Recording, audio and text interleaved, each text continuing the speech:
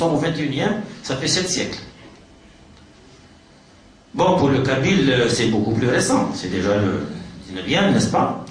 Mais le kabyle n'est pas resté, vous prenez Dalé, le dictionnaire français-kabyle.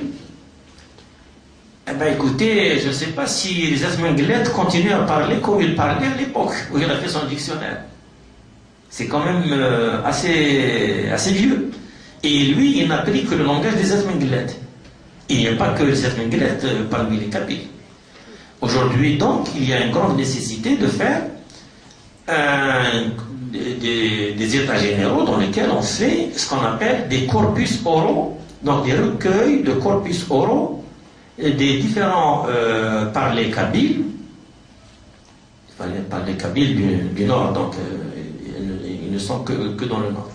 Donc faire une enquête et un recueil, une recension de tout le vocabulaire moderne tel qu'il est utilisé maintenant. Mais si on a un zik, il est là, on peut l'utiliser par exemple pour l'enseignement de l'histoire de la langue.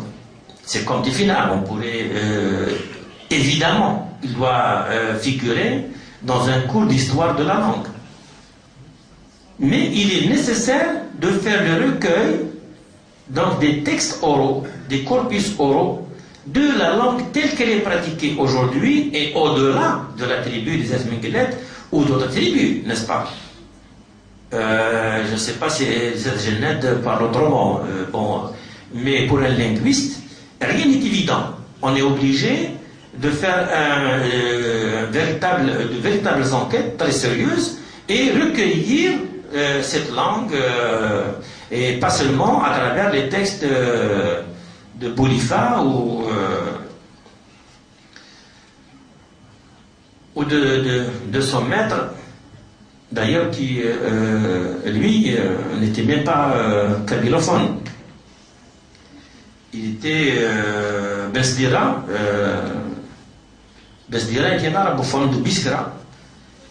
Et il a fait un travail d'enquête de la langue. Le premier cours de langue kabyle, qui a été fait par Besdira. Besdira, c'était un arabophone. Mais il a fait une enquête en territoire kabyle. Il a écouté les gens parler. Il a recueilli des textes de coutumes, etc. Il a recueilli des contes. Et c'est à travers donc, la langue vivante de l'époque qu'il a fait son cours de langue kabyle. C'est un peu difficile de le reprendre aujourd'hui tel quel. Parce que le kabyle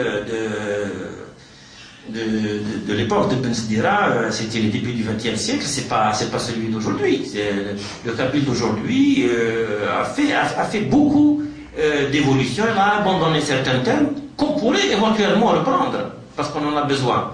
Mais le kabyle d'aujourd'hui, ce n'est pas ce kabyle-là. Si on a par exemple quelqu'un, moi je me rappelle, dans les années 80, à l'université Ziouzou, on a reçu une américaine qui venait travailler sur le chant kabyle. Elle avait, la dame, c'était une anthropologue, elle avait besoin d'apprendre vite le kabyle, parce qu'elle doit communiquer avec les gens de l'époque. Mais si l'époque n'est d'elle, eh bien on était dans de grosses difficultés.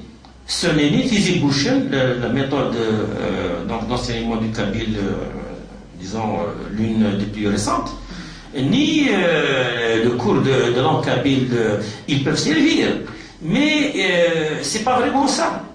On a vu par moments des gens comme, je le cite comme ça, parce que ça m'a un peu étonné, l'ancien ambassadeur des États-Unis à Alger, il est venu au vice-rectorat des relations extérieures à l'université d'Alger, vice-rectorat des relations extérieures, retenez bien cela. Et lui, il parlait l'anglais, c'est normal, c'est un Américain. Il parlait français, c'est déjà moins normal. Il parlait l'arabe de l'école et il parlait l'arabe algérien. Et les gens qui étaient en face de lui ne parlaient que français. Toute la difficulté, c'est que les gens, je peux vous parler d'une anecdote si vous me permettez. Moi j'ai été envoyé, j'étais au service militaire, j'étais interprète. On m'a envoyé dans le Sahara occidental, c'était le 5e anniversaire, je crois, de la race, pour être l'interprète de journalistes anglais, américains et d'autres nationalités danois.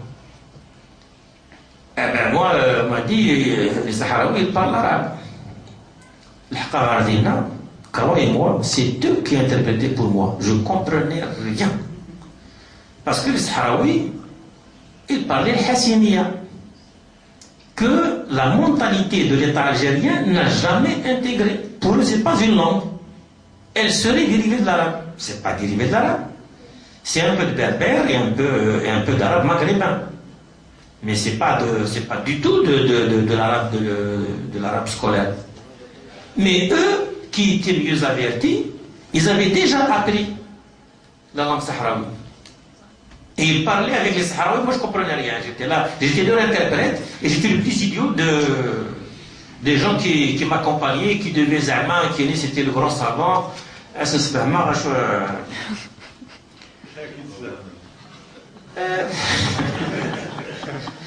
Là, franchement, il y a des paradoxes, c'est incroyable. Donc, vous voyez un peu la nécessité de faire des dictionnaires modernes, actuels, ou synchroniques, comme diraient les linguistes. Il y a le problème du métalangage.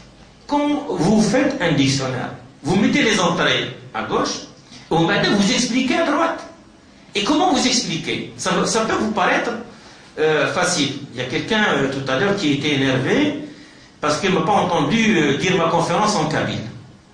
Eh bien, c'est ça le problème, c'est le problème du métalangage. Quand vous décrivez, vous dites par exemple l'atome c'est le noyau de je ne sais pas quoi, etc. Cette explication-là, ça exige un niveau de métalangage qui malheureusement n'a pas été développé dans nos langues maternelles. On en a été privé pendant très longtemps. Maintenant, il faut le faire. Ça ne prend pas 2 jours. Ça prend beaucoup d'années de développement et beaucoup d'efforts. Ça prend beaucoup de chercheurs à la fois. C'est ça la question du métalangage. Le métalangage, ce n'est pas quelque chose qui est évident. C'est évident. Alors, nous avons enfin le problème de la néologie. C'est un peu la même chose que le métalangage, sauf que là, c'est différent. Parce que c'est une réalité qui n'existait pas chez nos arrière-grands-parents. Sinon, le jardin ne faisait pas partie de la réalité, il n'avait pas besoin d'un terme pour le dénommer. Maintenant, si, il fait partie de notre vie, de notre culture. Il a soit puis alors, les Français, ils ont arabisé, ils ont francisé plein de termes arabes. Ça ne les dérange pas plus, c'est normal quoi. Sorbet, ça vient de l'arabe, sherbet. On me dit qu'il y a 10 minutes, mais je vais arrêter avant 10 minutes. Vous êtes très gentil. Donc, il y a un problème de la néologie. Le problème de la néologie, c'est qu'aujourd'hui, en raison des pressions et de déni identitaire qui a duré pendant longtemps, qui a été extrêmement violent chez nous, beaucoup plus qu'au Maroc, excusez-moi, et beaucoup plus qu'ailleurs. Il a été très violent. Nous avons peut-être les seuls peuples qui étions habités par une haine de soi incroyable. On se met là maintenant. Une salle, attention, mais quand même. Le col, même Madrid, mais qu'est-ce qu'il a? C'est une Madrid goudronné. C'est ça, quand c'est goudronné, quand c'est entretenu, c'est Madrid goudronné. Mais c'est Madrid de Nard. Madrid de Nard, il a collé des caouteux, boueux, etc. Donc, on a poussé la chose jusqu'à la haine de soi. Et aujourd'hui, on veut rattraper un manque qui nous a accompagnés culturellement et linguistiquement pendant des siècles. On veut le rattraper en 2 jours. Ça n'est pas possible. Ce qui fait qu'il y a eu une très grande production néologique, c'est-à-dire on a créé des termes nouveaux. Mais quand on crée beaucoup de termes nouveaux, le problème c'est que la langue est atteinte parce qu'on a une espèce d'indigestion. La langue, elle a une limite inférieure et une limite supérieure, au-delà de laquelle elle ne peut pas intégrer des néologismes, des termes nouveaux. Donc il est nécessaire précisément de faire des doses homéopathiques. Il faut faire des urgences. Le mot de journal, le mot de micro, par exemple, il y a à savoir. À savoir, il va bien acheter, c'est un joli mot qui a été bien créé, et il peut rentrer dans le cabine d'une manière très correcte, sans que les gens ne s'en offusquent. Mais moi, je me rappelle, à l'époque, on a fait une étude sur la mairie de Tizi Ouzou, on a vu l'état civil, comment elle a été berbérisée. Franchement,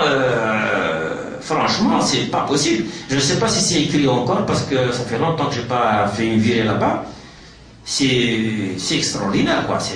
Il fallait le faire. Il n'y a personne, parmi les gens qui tenaient les guichets, il y avait personne qui comprenait ce que c'était. Il est le guichet, est-ce qu'il y a des choses, ou il y a des choses. Les gens qui font la queue pour prendre la pièce nez,